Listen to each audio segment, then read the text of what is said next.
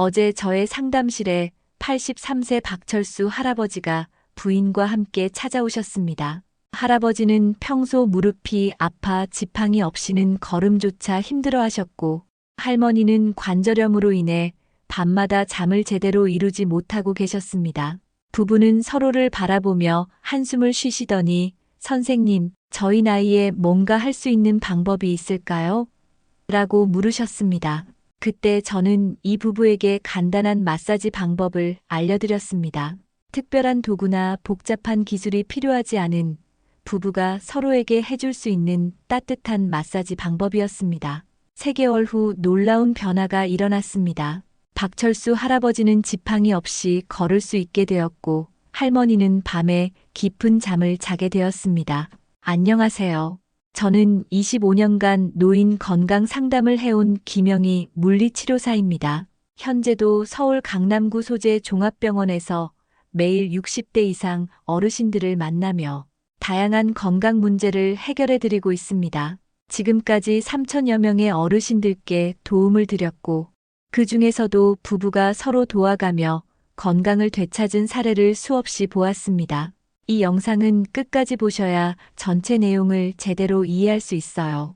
10분만 시간을 내서 함께 봐주세요. 참고로 중간에 어려운 전문 용어나 딱딱한 표현이 나올 수 있는데 크게 신경 쓰지 마시고 편하게 들으셔도 충분히 이해하실 수 있을 거예요. 이 정보가 도움이 된다고 생각하시면 주변의 소중한 분들과 함께 나눠주세요. 여러분의 작은 관심이 누군가의 건강한 노후 생활을 만드는데 큰 도움이 될 수 있습니다. 내 몸이 아직 건강하다고 느끼신다면 자신감, 이제 새롭게 시작하고 싶으시다면 다시 시작이라고 댓글로 남겨주세요. 많은 분들이 나이가 들면 몸이 아픈 것이 당연하다고 생각하십니다. 하지만 이것은 완전히 잘못된 생각입니다. 최근 한국보건산업진흥원에서 발표한 연구에 따르면 65세 이상 노인의 87%가 적절한 관리만 받아도 일상생활에 전혀 지장이 없을 정도로 건강한 삶을 유지할 수 있다고 합니다. 대전 중구에 사시는 78세 이순자 할머니 사례를 들어보겠습니다. 이 할머니는 5년 전부터 무릎과 어깨 통증으로 고생하시며 하루 종일 방에만 누워 계셨습니다. 남편분도 할머니를 어떻게 도와드려야 할지 몰라 속만 끓이고 계셨죠. 그런데 제가 알려드린 간단한 마사지 방법을 남편이 매일 해드린 결과 3개월 만에 할머니가 다시 마트에 장을 보러 다닐 수 있게 되었습니다. 더 놀라운 사실은 마사지를 해드린 남편분도 함께 건강해졌다는 점입니다. 한양대학교 연구진이 발표한 논문에 따르면 손으로 마사지를 해주는 사람도 손가락과 팔의 혈액순환이 20% 이상 개선되며 정서적 안정감도 크게 향상된다고 합니다. 마사지는 주는 사람과 받는 사람 모두에게 이로운 일석이조의 효과가 있는 것입니다. 한국노인복지학회에서 발표한 연구 결과를 보면 더욱 놀랍습니다. 발 마사지를 받은 노인들의 우울증이 평균 30% 감소했고 일상생활 수행 능력도 크게 향상되었습니다.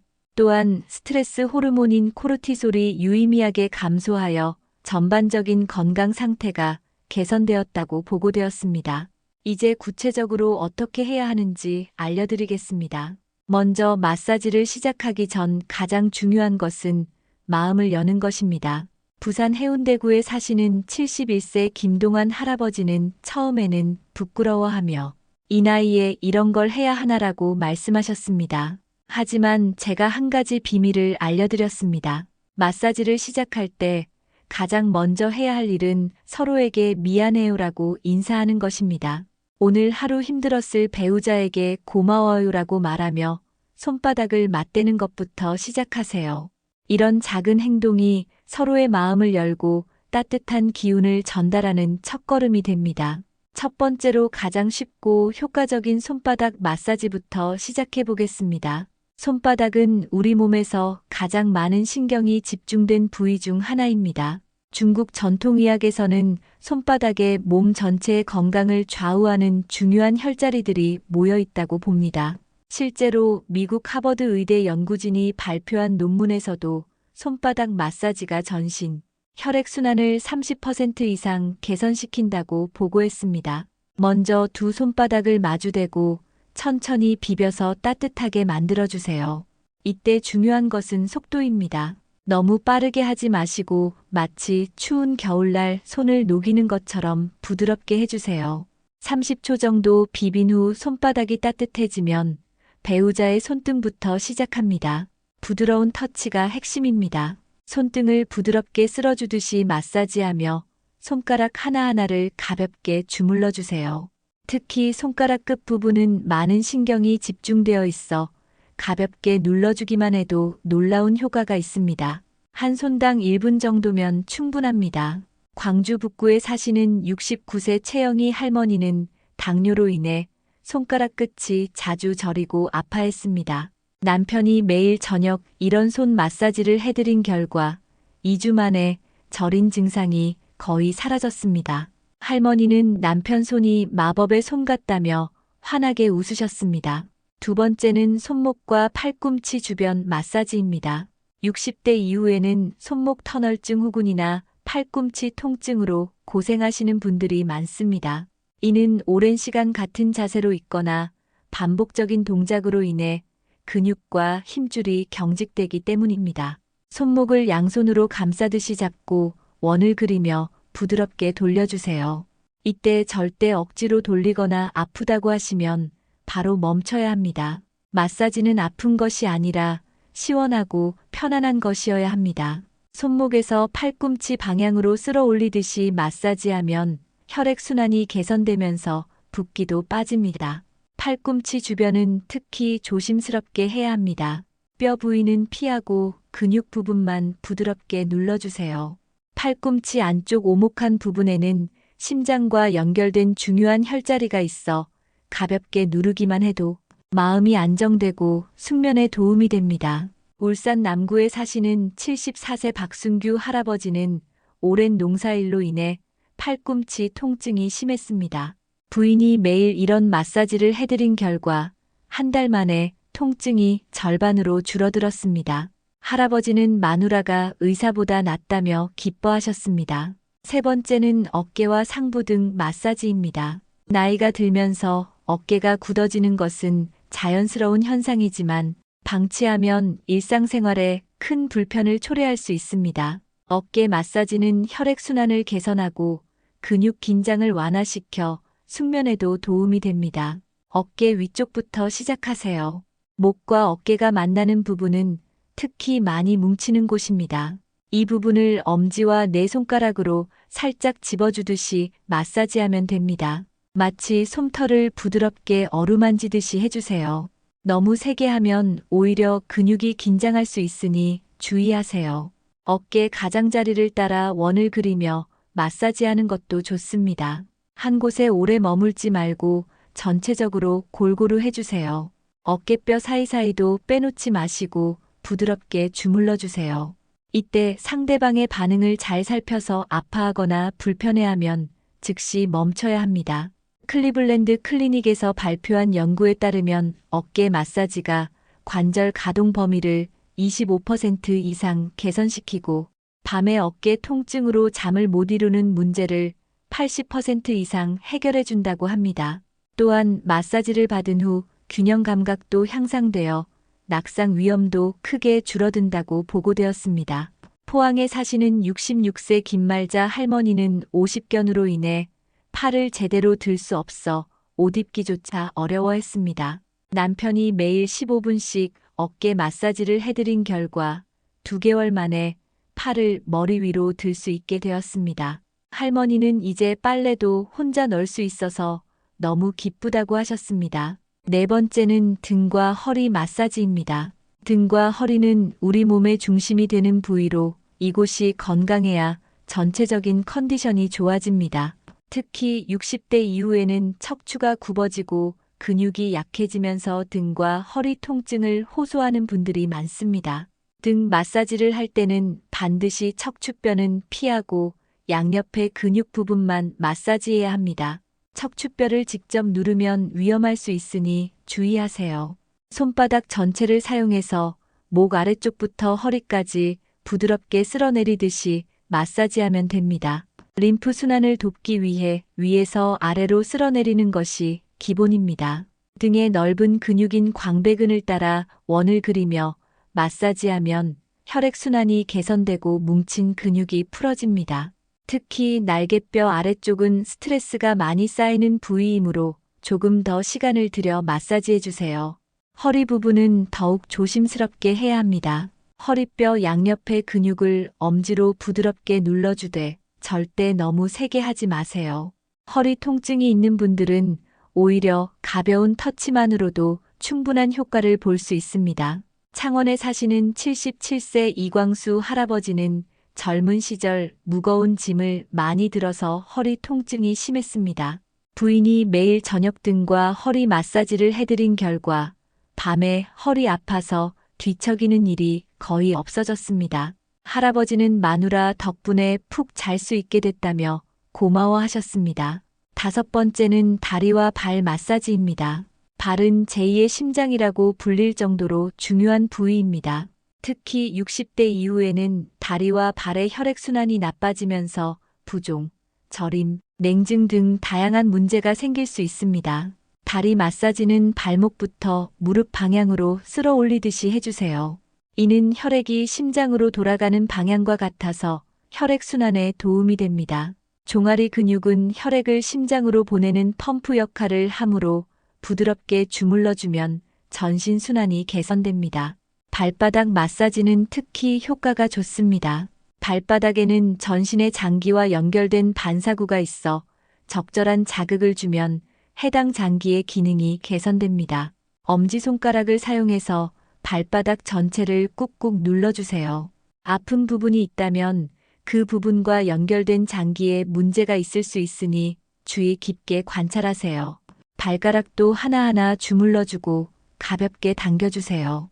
발가락 마사지는 뇌 혈액순환을 개선시켜 치매 예방에도 도움이 됩니다.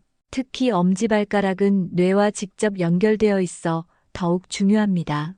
부산일보에서 보도한 바에 따르면 발 마사지가 혈액순환을 촉진하고 각 기관의 조화를 유지시켜 스트레스 해소와 피로 회복에 탁월한 효과가 있다고 합니다. 경성대학교 연구에서도 발 마사지가 혈액순환 장애를 획기적으로 개선시켜 전반적인 건강 향상에 도움이 된다고 발표했습니다. 제주에 사시는 72세 양순덕 할머니는 당뇨로 인해 발가락 끝이 자주 저리고 차가워했습니다. 남편이 매일 발 마사지를 해드린 결과 발가락 감각이 돌아오고 따뜻해졌습니다. 할머니는 남편 손길이 보약보다 낫다며 웃으셨습니다. 이제 마사지할 때 주의해야 할 점들을 말씀드리겠습니다. 첫 번째로 절대 아프게 하시면 안 됩니다. 마사지는 시원하고 편안한 것이어야 합니다. 상대방이 아파한다면 즉시 멈추고 더 부드럽게 해주세요. 두 번째로 피해야 할 부위가 있습니다. 척추뼈, 갈비뼈, 목 앞쪽, 무릎 뒤쪽 등은 민감한 부위이므로 직접 누르지 마세요. 특히 목 앞쪽은 중요한 혈관과 신경이 지나가는 곳이므로 절대 건드리지 마시고 목 뒤쪽과 옆쪽만 부드럽게 마사지하세요. 세 번째로 마사지 시간을 적절히 조절하세요. 한 부위당 5분을 넘지 않는 것이 좋습니다. 너무 오래 하면 오히려 근육이 지칠 수 있습니다. 전체적으로 20-30분 정도면 충분합니다. 네 번째로 마사지 타이밍도 중요합니다. 식사 직후나 목욕 직후에는 피하세요. 식사 후 1시간, 목욕 후 30분 정도 지난 다음에 하는 것이 좋습니다. 가장 좋은 시간은 잠자리에 들기 1시간 전입니다. 다섯 번째로 마사지 후 관리도 중요합니다. 마사지 후에는 충분한 수분을 섭취하세요. 마사지로 인해 노폐물이 배출되는 과정에서 수분이 필요하기 때문입니다. 또한 마사지 후에는 몸을 따뜻하게 유지하고 충분한 휴식을 취하세요. 여기서 절대 놓치지 말아야 할 중요한 경고 사항들을 알려드리겠습니다. 첫 번째는 급성 염증이 있을 때는 마사지를 피해야 한다는 것입니다. 관절이 빨갛게 부어오르거나 열이 날 때는 마사지보다는 병원 진료를 받으시는 것이 우선입니다.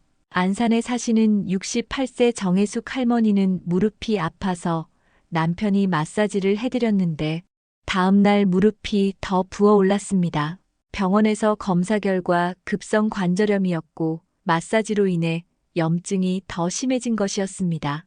다행히 적절한 치료를 받아 회복하셨지만 염증이 있을 때는 마사지를 피해야 한다는 교훈을 얻었습니다.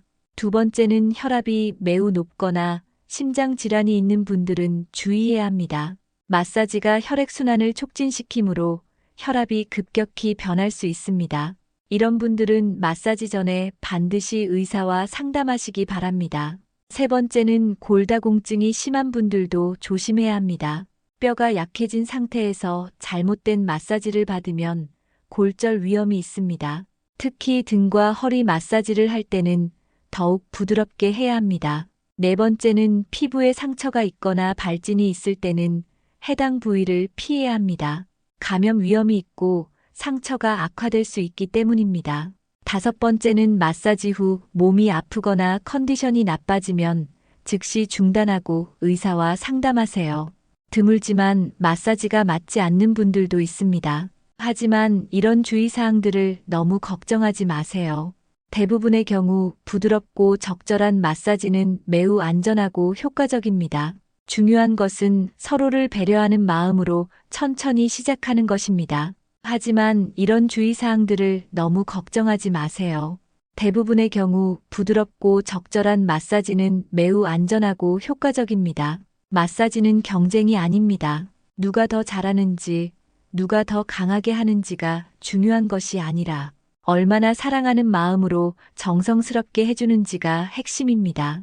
처음에는 겨우 손등을 쓰다듬는 정도였지만 그 작은 시작이 지금은 전신 마사지로 발전했습니다. 할아버지는 처음엔 5분도 못했는데 이제는 30분씩 해준다며 뿌듯해하셨습니다. 시작할 때는 무리하지 마세요. 첫날은 한 손만, 둘째 날은 양손, 셋째 날은 팔까지 이런 식으로 점진적으로 범위를 넓혀가면 됩니다. 상대방이 아프다고 하면 즉시 멈추고 좋다고 하면 그 정도 강도를 유지하세요. 서로의 반응을 주의 깊게 살피는 것이 가장 중요합니다. 마사지는 대화입니다. 말을 하지 않아도 손길을 통해 사랑한다, 고맙다, 아프지 말아라는 메시지를 전달할 수 있습니다. 순천에 사시는 73세 김정순 할머니는 남편이 내 어깨를 만져주면 말 없이도 내 마음을 알아주는 것 같다고 하셨습니다. 또한 마사지는 인내심을 키우는 과정이기도 합니다. 처음에는 몇 분만 해도 손목이 아프고 집중력이 떨어질 수 있습니다. 하지만 며칠만 계속하면 체력도 늘고 요령도 생깁니다. 무엇보다 배우자의 편안해하는 모습을 보면서 보람을 느끼게 됩니다. 내 몸이 아직 살아있다고 느끼신다면 자신감, 이제 새롭게 시작하고 싶으시다면 다시 시작이라고 댓글로 남겨주세요. 여러분의 댓글 하나하나가 저에게는 큰 힘이 됩니다. 건강한 하루 보내시고 사랑하는 사람과 함께 행복한 시간 만들어 가시길 바랍니다. 감사합니다.